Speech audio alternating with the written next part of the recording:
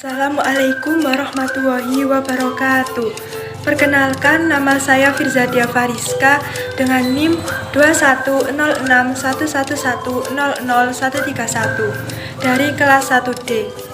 Di video ini saya akan memaparkan materi hakikat pendidikan dan ilmu pendidikan guna mengikuti kegiatan ujian tengah semester mata kuliah ilmu pendidikan. Hakikat pendidikan dan ilmu pendidikan. Yang pertama, kita akan membahas hakikat pendidikan. Apakah yang dimaksud dengan pendidikan itu? Lebih dahulu, hendaklah kita pahami arti pendidikan secara etimologi.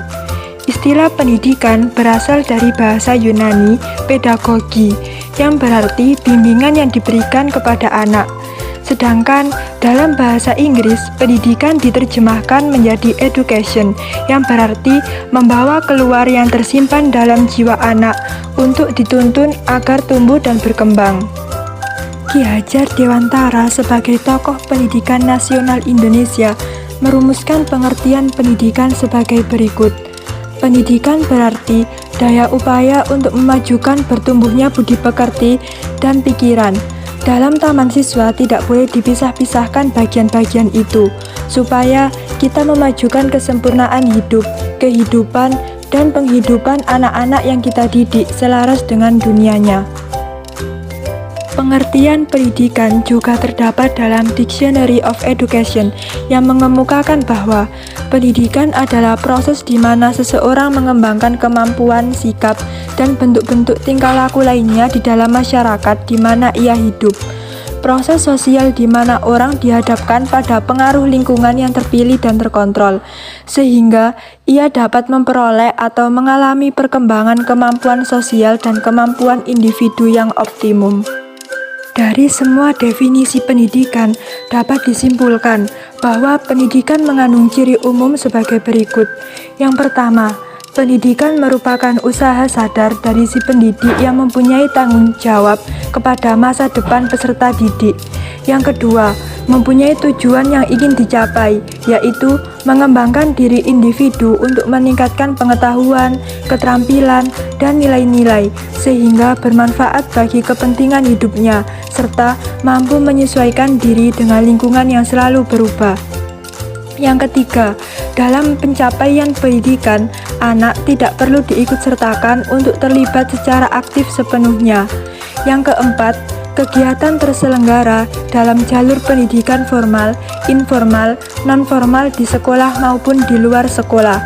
Dan yang terakhir, pencapaian tujuan tersebut terlaksana dalam suatu proses di mana diperlukan bimbingan yang terencana, teratur, dan sistematis. Beberapa asumsi dasar mengenai hakikat pendidikan yang dinyatakan oleh Raka Joni, yaitu sebagai berikut. Yang pertama, pendidikan merupakan proses interaksi manusia yang ditandai oleh keseimbangan antara kedaulatan subjek didik dengan kewibawaan pendidikan. Yang kedua, pendidikan merupakan usaha menyiapkan subjek didik menghadapi lingkungan hidup yang mengalami perubahan yang semakin pesat. Yang ketiga, pendidikan meningkatkan kualitas kehidupan pribadi dan masyarakat. Yang keempat, pendidikan berlangsung seumur hidup. Dan yang kelima, pendidikan merupakan kiat dalam menerapkan prinsip-prinsip ilmu pengetahuan dan teknologi bagi pembentukan manusia seutuhnya. Nah, yang kedua kita akan membahas hakikat ilmu pendidikan. Teori pendidikan dan praktik pendidikan merupakan dua hal yang tidak dapat dipisahkan. Keduanya saling melengkapi. Pelaksanaan pendidikan dalam keluarga, di sekolah, dan dalam masyarakat dapat dijadikan sumber dalam menyusun teori pendidikan. Sebaliknya, teori pendidikan digunakan sebagai suatu pedoman dalam melaksanakan praktik pendidikan. Apakah yang dimaksud dengan ilmu pendidikan itu? Ilmu pendidikan adalah ilmu pengetahuan tentang pendidikan yang disusun secara sistematis, logis, berdasarkan prinsip-prinsip yang diperoleh dan diverifikasi melalui pengamatan, eksperimen, dan hasil pemikiran yang tepat.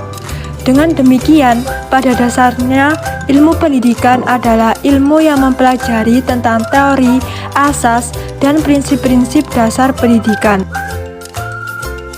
Ilmu pendidikan sebagai teori perlu dipelajari oleh pendidik karena akan memberi beberapa manfaat, yaitu sebagai berikut.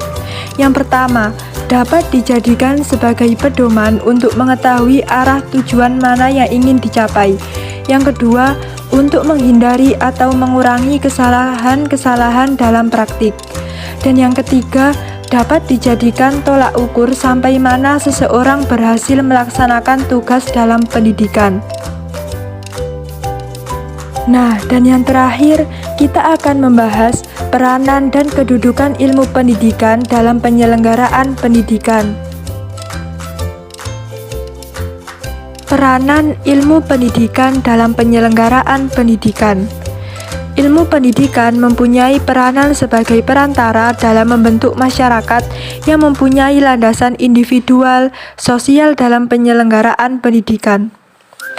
Pada skala mikro, pendidikan bagi individu dan kelompok kecil berlangsung dalam skala terbatas, seperti antara sahabat, antara guru dengan siswanya, serta dalam keluarga, yaitu antara orang tua dan anak. Pendidikan dalam skala mikro diperlukan agar manusia sebagai individu berkembang semua potensinya, dalam arti perangkat pembawaannya yang baik dengan lengkap. Pendidikan nasional berdasarkan Pancasila dan Undang-Undang Dasar 1945. Pendidikan nasional berfungsi untuk mengembangkan kemampuan serta meningkatkan mutu kehidupan dan martabat manusia Indonesia dalam rangka upaya mewujudkan tujuan nasional dan penyelenggaraan pendidikan.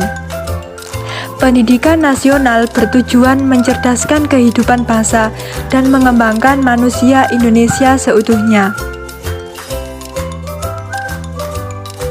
Kedudukan ilmu pendidikan dalam penyelenggaraan pendidikan.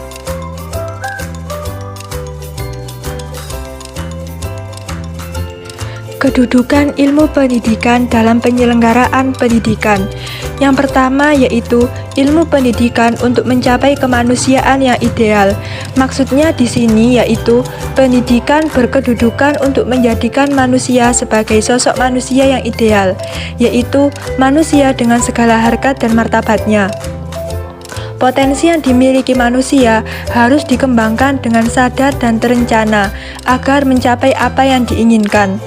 Kemampuan yang seharusnya dilakukan oleh manusia tidak dibawa dari lahir, tetapi diperoleh setelah kelahiran, melalui upaya bantuan dari pihak lain, mungkin melalui upaya pengasuhan, pengajaran, bimbingan, dan kegiatan lainnya. Di pihak lain, manusia yang bersangkutan juga harus belajar atau mendidik dirinya sendiri. Sebaik atau sekuat apapun usaha pendidikan dari luar dilakukan untuk mencapai manusia yang ideal tersebut, tetapi kalau diri sendiri yang bersangkutan tidak mau mendidik dirinya sendiri, maka upaya dari luar tidak akan memberikan kontribusi bagi kemungkinan seseorang menjadi manusia yang ideal. Yang kedua yaitu ilmu pendidikan untuk pengembangan dimensi kemanusiaan. Pendidikan di samping untuk mencapai manusia yang ideal, pendidikan juga diarahkan untuk pengembangan dimensi kemanusiaan, sehingga manusia bisa berkembang secara optimal. Pengembangan semua dimensi kemanusiaan yang optimal dan seimbang tentu akan mencapai harkat dan martabat manusia yang sangat tinggi. Manusia seperti ini akan mudah hidup dan bergaul dengan siapa saja, di mana saja, dan dalam pekerjaan apa saja, serta akan mencapai kebahagiaan hidup dunia dan akhirat. Karena pendidikannya tidak hanya untuk kebutuhan hidup yang baik di dunia, tetapi pendidikan yang meningkatkan derajat keimanan, ketakwaan, dan peribadatan kepada Tuhan Yang Maha Kuasa. Sekian dari saya, kurang lebihnya mohon maaf. Wassalamualaikum warahmatullahi wabarakatuh.